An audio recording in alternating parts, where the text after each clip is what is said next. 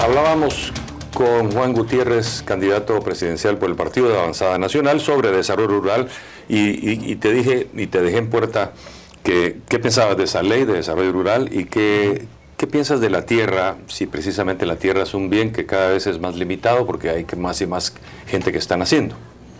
Bueno, el apego a la tierra, primero hablemos de eso, es una combinación de dos factores. Uno es cultural, pero también tiene mucho que ver con la pobreza. Para muchas personas en Guatemala que viven en una miseria y con hambre y con niños desnutridos, lo único que realmente tienen es un pedazo de tierra, del cual muchas veces ni tienen el título. No tienen el título de propiedad porque esa tierra la heredaron del papá, que lo heredó del abuelo, que lo heredó del abuelo, y cada vez que lo heredaron lo subdividieron más y más. Y a veces solamente un miembro de la familia tiene el título de propiedad para toda la tierra. Eso viene desde siempre. Y aunque se han hecho esfuerzos por mejorar la situación, yo creo que no se ha resuelto. Entonces, una de las primeras cosas que hay que hacer es trabajar el tema del catastro, el tema de la legalización de la propiedad de la tierra. Eso es uno de los temas que le afecta. Cuando uno va al interior, es una de las cosas que todo el mundo pregunta. Todo el mundo tiene pena por ello, porque tienen tierra que no es realmente de ellos legalmente. Eso les impide poderla utilizar como garantía para financiamiento o de venderla. Hay gente que no tiene vocación agrícola, pero viven en un terreno y es lo único que tienen y a eso se dedican. Pero estarían dispuestos a emigrar a una ciudad o a hacer otro tipo de trabajo si tuviesen la oportunidad. Entonces, parte del desarrollo rural está primero, hay que sacarlos de la pobreza y del hambre.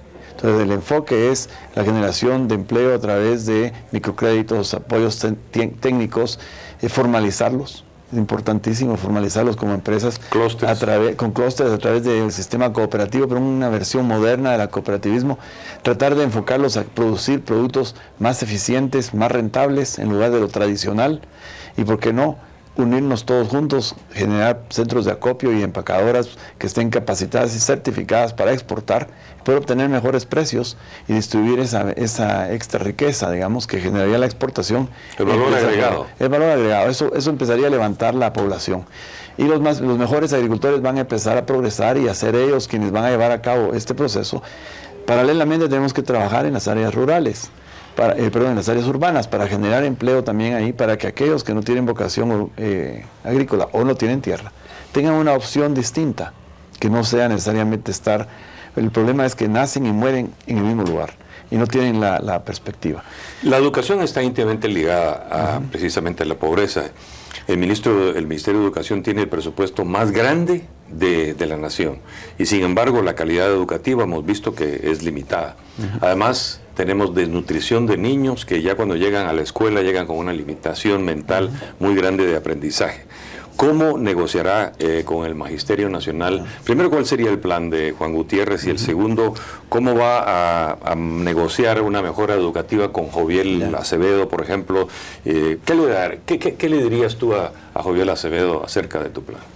Bueno, creo que primero hay que reconocer el verdadero problema que tenemos con la educación y es una combinación de factores. El primero, si bien es cierto que tiene un presupuesto grande entre las proporciones del país, es un presupuesto muy pequeño comparado al Producto Interno Bruto. Por ejemplo, Guatemala está invirtiendo alrededor de 2.76% del Producto Interno Bruto, es lo que corresponde a los 9.000 millones de quetzales del presupuesto, cuando países como Costa Rica invierte el 7%. Los países desarrollados o los países progresistas invierten del 11 al 17 y algunos hasta el 20. No estoy diciendo que debamos invertir 20, pero 2.76 es uno de los presupuestos más bajos en el mundo en relación al Producto Interno Bruto. Ahí es donde empieza el problema. Encima de eso, el 11% de ese presupuesto se lo transfieren a Mi Familia Progresa. Mi Familia Progresa es un programa social que no tiene nada que ver con la educación y no debe ser financiado con el presupuesto de educación.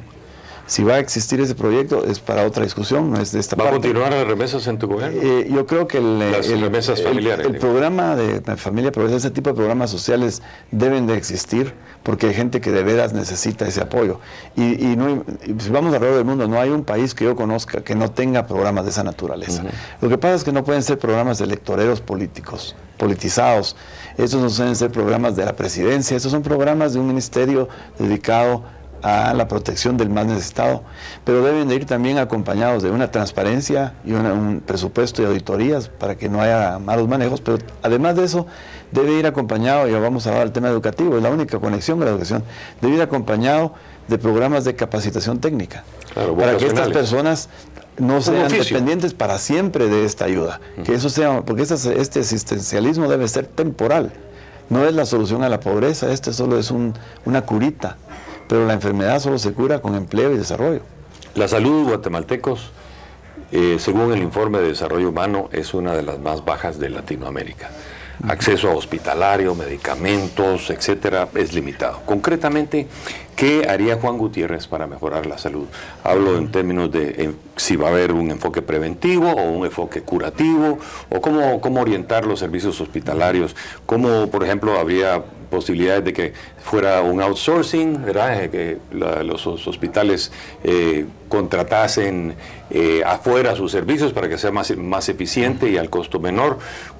¿Estaría de acuerdo? Yo tengo una idea revolucionaria para manejar el tema de la salud en Guatemala, ¿sí? Pero va a requerir un programa entero para poderla discutir. Lo vamos a discutir. Pero la voy a tirar a la carrera.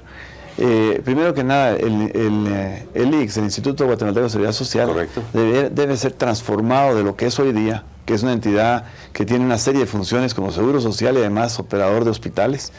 No debe ser un operador de hospitales, debe ser una compañía de seguros del Estado, que lo que va a hacer es vender a través de las cuotas patronales y las laborales y las que paga el Estado, etcétera, y aquellos que también quieran voluntariamente adquirir, tengan el acceso a adquirir un seguro médico, seguro de desempleo y un seguro de jubilación. O una lo que hace todo Social Security en cualquier parte del mundo. Exactamente, y eso es lo único que debe hacer.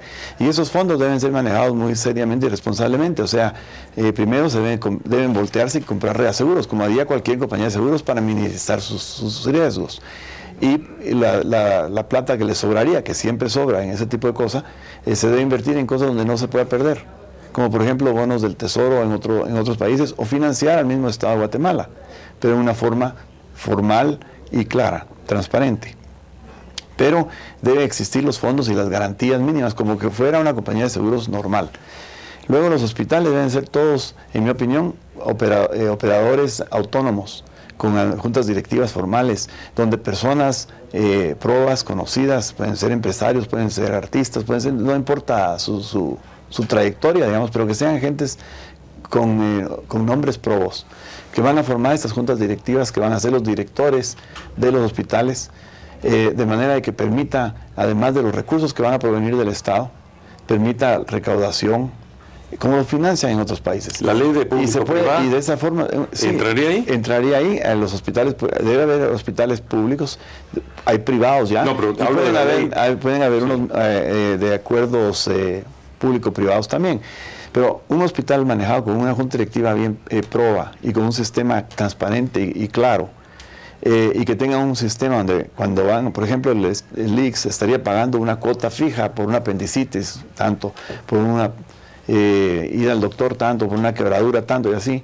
Entonces todas las personas tienen una garantía de que van al hospital y el seguro va a pagar. Pero hay que siempre dejar la oportunidad de la parte privada, que es donde la medicina pública falla en muchos países que prohíben la parte privada. Debe dejarse el incentivo de que aquel que pueda o quiera pagar o esté dispuesto a pagar extra, pueda ir a otro sistema. Entonces debe haber una coexistencia de sistema privado y sistema público, o sea, un sistema mixto realmente. Y todo operado a través de una compañía de seguros. Una última pregunta y con eso nos despedimos porque tenemos ya apenas un minuto y te dejo ante las cámaras también para que te despidas de tus fans. Pero básicamente un problema de gobernabilidad en Guatemala ha sido el Congreso. El Congreso no ha tenido la oportunidad realmente, los estamentos políticos de la nación, de ponerse de acuerdo en una visión de largo plazo, en un enfoque de bien común. ¿Cómo harías para manejar con una bancada minoritaria en el Congreso tu gobierno? Bueno, esa es, va a ser la parte más difícil de todas. Y por eso cuando vamos haciendo nuestras giras y le hablamos al pueblo, que cuando los visitamos, yo siempre les urjo a todos, los invito a todos a que seamos muy responsables este año a la hora de votar. Ya no podemos seguir votando como antes, por el que me cae bien, o el que me toca, al que me dio, o al que le toca hoy. debemos de escoger los candidatos que de veras tienen una propuesta. Y debemos ir con los partidos. Parte del problema, y donde radica el problema, es 28 partidos políticos, y de todos esos cuáles tienen realmente ideología, cuáles tienen realmente una visión de largo plazo y un plan de largo plazo. Necesitamos los guatemaltecos ya ser serios en nuestro voto, ser responsables y votar responsablemente por diputados, por alcaldes, por presidentes que tengan propuesta. Y si todos pertenecen al mismo partido, bien, y si no, también. Pero no podemos seguir eligiendo a los mismos de siempre. No se puede limpiar la mesa con un trapo sucio. Ok. ¿Verdad? Bueno, perdón, un segundo, sí. El verdadero problema que hay es, si seguimos eligiendo a los mismos diputados al Congreso, lo que vamos a hacer es que vamos a seguir eligiendo diputados que a los 3 días de tomar posesión empiezan la cambiadera. Vamos a tener los mismos resultados y seguimos haciendo lo mismo. Y por eso en el PAN todos nuestros candidatos, con excepción de 3, no son diputados. Nuevos. Exacto. Juan Gutiérrez, candidato presidencial por el Partido de Avanzada Nacional, muchas gracias por estar en este oeste. En otra ocasión vamos a, pero con microscopio, agarrar cada uno de estos temas que son vastos en sí y que son sumamente complejos, y te damos las gracias por estar con nosotros. Nos vemos el próximo domingo, como siempre, a las 10 de la noche en Canal Antigua y en Radio Infinita FM 100 a las 12 del martes. Soy Albert Kalschmidt y hasta luego.